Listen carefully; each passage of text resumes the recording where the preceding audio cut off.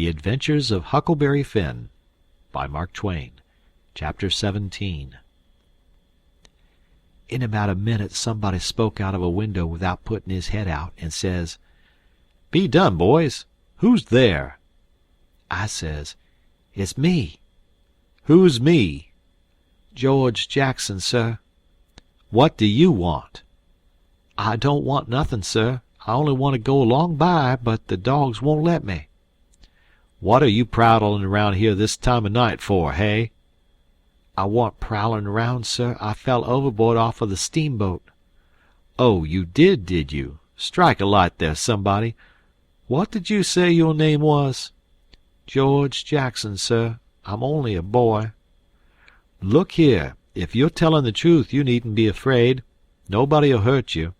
But don't try to budge. Stand right where you are. Rouse out Bob and Tom, some of you, and fetch the guns. George Jackson, is there anybody with you?" "No, sir, nobody." I heard the people stirring around in the house now, and see a light. The man sung out, "Snatch that light away, Betsy, you old fool. Ain't you got any sense? Put it on the floor behind the front door. Bob, if you and Tom are ready, take your places." "All ready." "Now, George Jackson, do you know the Shepherdsons?" "No, sir. I never heard of them." "Well, that may be so, and it mayn't. Now, all ready. Step forward, George Jackson. And mind, don't you hurry. Come mighty slow. If there's anybody with you, let him keep back. If he shows himself, he'll be shot. Come along now. Come slow. Push the door open yourself, just enough to squeeze in, do you hear?" I didn't hurry. I couldn't if I wanted to. I took one slow step at a time, and there warn't a sound, only I thought I could hear my heart. The dogs were as still as the humans, but they followed a little behind me. When I got to the 3 log doorsteps I heard them unlocking and unbarring and unbolting. I put my hand on the door and pushed it a little more till somebody said, "There, that's enough. Put your head in." I done it, but I judged they would take it off. The candle was on the floor, and there they all was, and looking at me, and me at them, for about a quarter of a minute. 3 big men with guns pointed at me, which made me wince, I tell you. The oldest, gray and about 60, the other 2 30 or more, all of them fine and handsome, and the sweetest old gray-haired lady, and back of her 2 young women which I couldn't see right well. The old gentleman says, "There, I reckon it's all right. Come in." As soon as I was in, the old gentleman he locked the door and barred it and bolted it, and told the young men to come in with their guns, and they all went in a big parlor that had a new rag carpet on the floor, and got together in a corner that was out of the range of the front windows. There warn't none on the side. They held the candle and took a good look at me, and all said, "Why, he ain't a Shepherdson. No, there ain't any Shepherdson about him." Then the old man said he hoped I wouldn't mind being searched for arms, because he didn't mean no harm by it. It was only to make sure. But he didn't pry into my pockets, but only felt outside with his hands, and said it was all right. He told me to make myself easy and at home, and tell me all about myself. But the old lady says, "Why, bless you, Saul, the poor thing's as wet as he can be, and don't you reckon it may be he's hungry?" "True for you, Rachel, I forgot." So the old lady says, "Betsy," this was a nigger woman, "you fly round and get him something to eat as quick as you can, poor thing, and one of you girls go and wake up Buck and tell him, oh, here he is hisself. Buck, take this little stranger and get the wet clothes off of him and dress him up in some of yours that's dry." Buck looked about as old as me, 13 or 14 or along there, although he's a little bigger than me. He hadn't on anything but a shirt, and he was very frowsy-headed. He came in gapping and digging one fist into his eyes, and he was dragging a gun along with the other one. He says, "Ain't there no Shepherdsons around?" They said no, 'twas a false alarm. "Well," he says, If they'd have been some, I reckon I'd have got one." They all laughed, and Bob says, "Why, Buck, they might have scalped us all. You've been so slow in coming." "Well, nobody come after me, and it ain't right I'm always kept down. I don't get no show." "Never mind, Buck, my boy," says the old man. "You'll have show enough, all in good time. Don't you fret about that. Go 'long with you now, and do as your mother told you." When we got upstairs to his room, he got me a coarse shirt and a roundabout and pants of his, and I put them on. While I was at it, he asked me what my name was, but before I could tell him, he started to tell me about a blue jay and a young rabbit he had catched on the woods day before yesterday, and he asked me where Moses was when the candle went out. I said I didn't know. I hadn't heard about it before, no way. "Well, guess," he says. "How am I going to guess," says I, "when I never heard tell of it before?"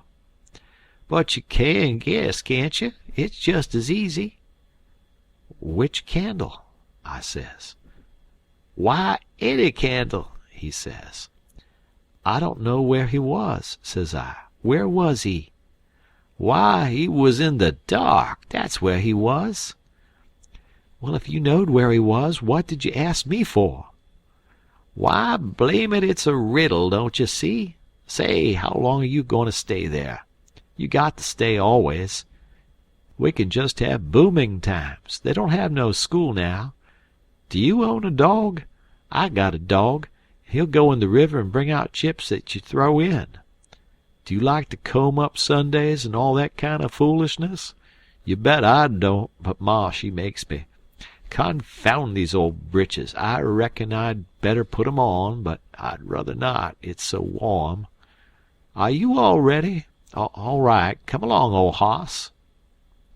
Cold corn pone, cold corned beef, butter and buttermilk, that is what they had for me down there, and there ain't nothing better that ever I've come across yet. Buck and his ma and all of 'em smoked cob pipes, except the nigger woman, which was gone, and the 2 young women. They all smoked and talked, and I eat and talked. The young women had quilts around them and their hair down their backs. They all asked me questions, and I told them how Pap and me and all the family was living on a little farm down at the bottom of Arkansas, and my sister Mary Ann run off and got married and never was heard of no more, and Bill went to hunt them and he warn't heard of no more, and Tom and Mort died, and then there warn't nobody but just me and Pap left. He was just trimmed down to nothing on account of his troubles, so when he died I took what there was left, because the farm didn't belong to us, started up the river, deck passage, and fell overboard, and that was how I come to be here. So they said I could have a home there as long as I wanted it. Then it was most daylight, and everybody went to bed, and I went to bed with Buck, and when I waked up in the morning, drat it all, I had forgot what my name was. So I laid there about an hour trying to think, and when Buck waked up, I says, "Can you spell, Buck?" "Yes," he says. "I bet you can't spell my name," says I. "I bet you what you dare I can," says he. "All right," says I. "Go ahead." George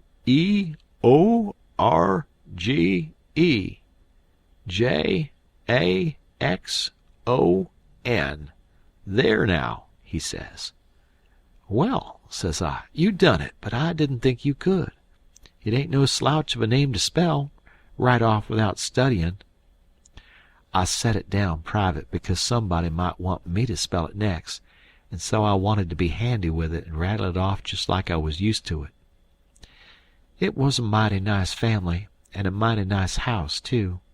I hadn't seen no house out in the country before that was so nice and had so much style. It didn't have an iron latch on the front door, nor a wooden one with a buckskin string, but a brass knob to turn, the same as houses in town. There warn't no bed in the parlor, nor a sign of a bed, but heaps of parlors in towns has beds in 'em. There was a big fireplace that was bricked on the bottom, and the bricks was kept clean and red by pouring water on them and scrubbing them with another brick. Sometimes they wash 'em over with red water paint that they call Spanish brown, same as they do in town. They had big brass dog irons that could hold up a saw log. There was a clock on the middle of the mantelpiece, with a picture of a town painted on the bottom half of the glass front, and a round place in the middle of it for the sun, and you could see the pendulum swinging behind it. It was beautiful to hear that clock tick, and sometimes when one of these peddlers had been along and scoured her up and got her in good shape, she would start in and strike 150 before she got tuckered out. They wouldn't took any money for her. Well, there was a big outlandish parrot on each side of the clock, made out of something like chalk, and painted up gaudy. By one of the parrots was a cat made of crockery, and a crockery dog by the other, and when you pressed down on them they squeaked, but didn't open their mouths nor look different nor interested. They squeaked through underneath. There was a couple of big wild turkey wing fans spread out behind these things.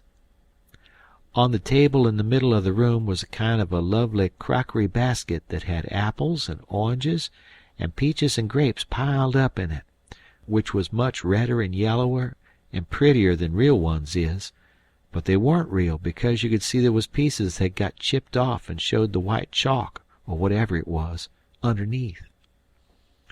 This table had a cover made out of a beautiful oilcloth, with a red and blue spread eagle painted on it, and a painted border all around.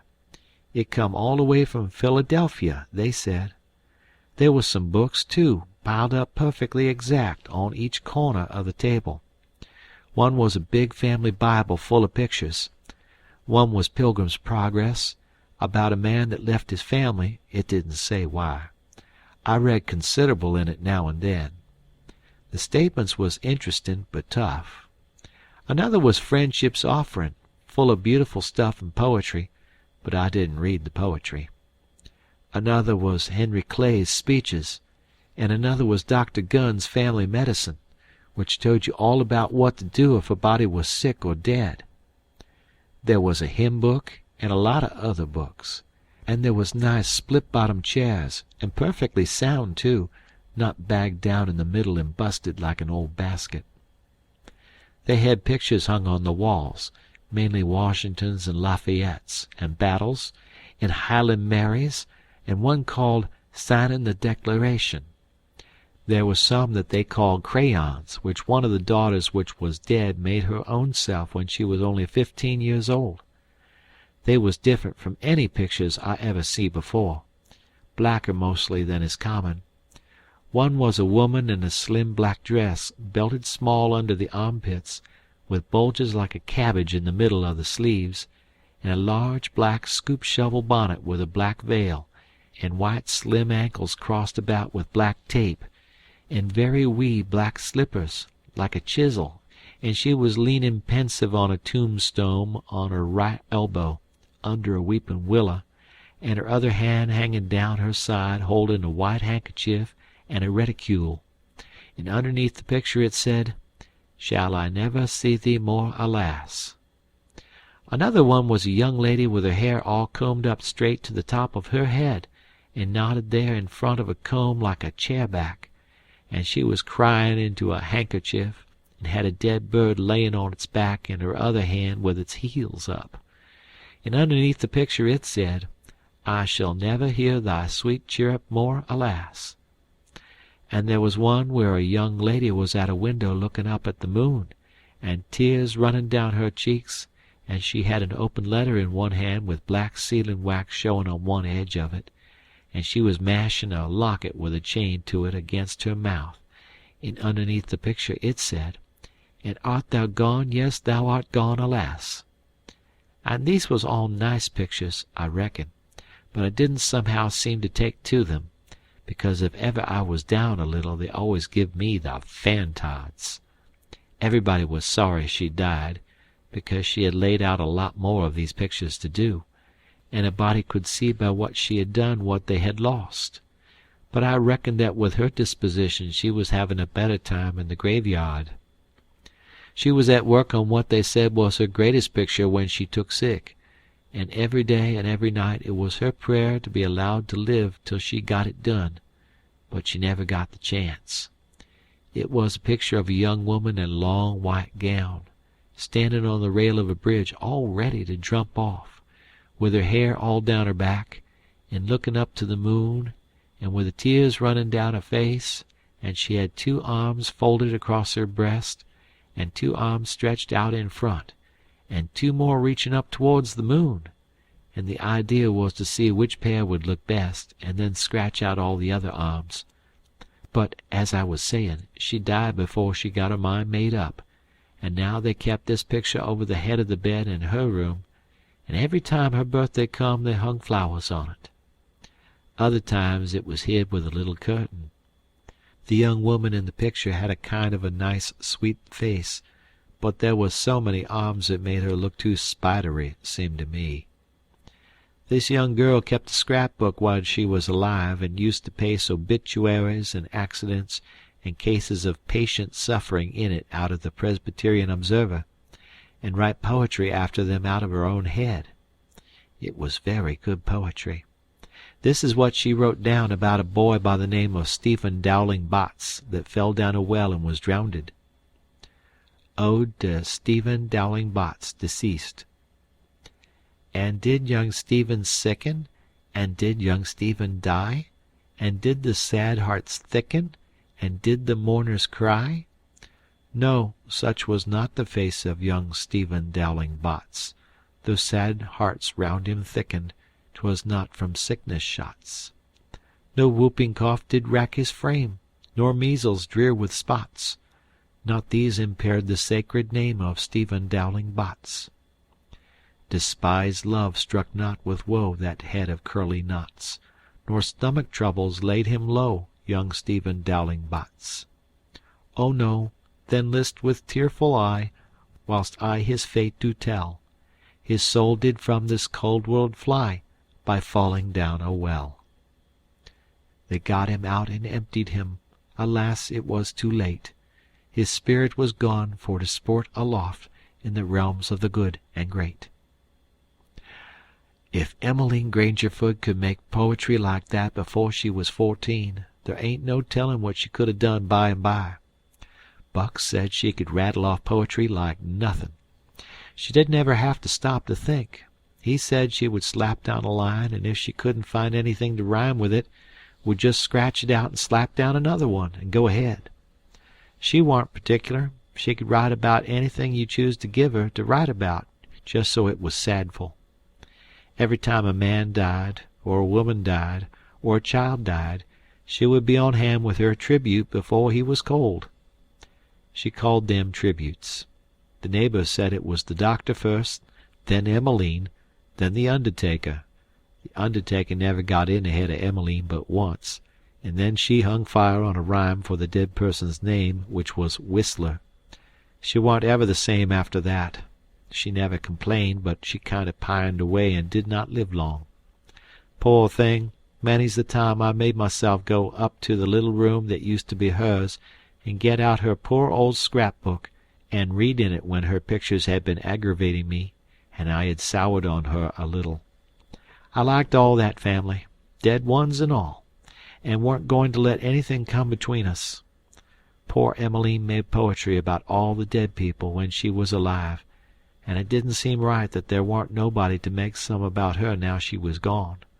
So I tried to sweat out a verse or two myself, but I couldn't seem to make it go somehow. They kept Emmeline's room trim and nice, and all the things fixed in it just the way she liked to have them when she was alive, and nobody ever slept there. The old lady took care of the room herself, though there was plenty of niggers, and she sewed there a good deal and read her Bible there mostly. Well, as I was going to say about the parlor, there was beautiful curtains on the windows, white, with pictures painted on them of castles with vines all down the walls, and cattle coming down to drink. There was a little old piano, too, that had tin pans in it, I reckon, and nothing was ever so lovely as to hear the young ladies sing "The Last Link is Broken," and play "The Battle of Prague" on it. The walls of all the rooms was plastered, and most had carpets on the floors, and the whole house was whitewashed on the outside. It was a double house, and the big open place betwixt them was roofed and floored, and sometimes the table was set there in the middle of the day, and it was a cool, comfortable place. Nothing couldn't be better, and warn't the cooking good, and just bushels of it too. End of chapter.